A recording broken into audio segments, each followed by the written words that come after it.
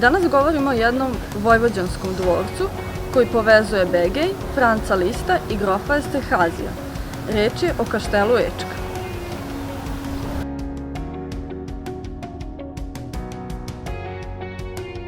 Ovaj neoklasicistički objekat sastavni je deo kompleksa nekadašnjeg plemićkog imanja porodice Lazar, izgrađenog u drugoj deceniji 19. veka. Pored kaštela na imanju se nalaze i katolička crkva, stara konjušnica i vodotoranj na kanalu. Kaštel na levoj obali Begeja 1820. godine otvorio je Lazar Ragošton, vlastelinu Ečki.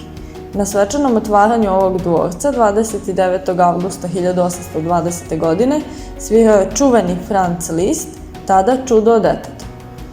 Otvaranju je prisustvovao i grof Esterhazi, najbogatiji i najugledniji vlastelin u Ugarskoj.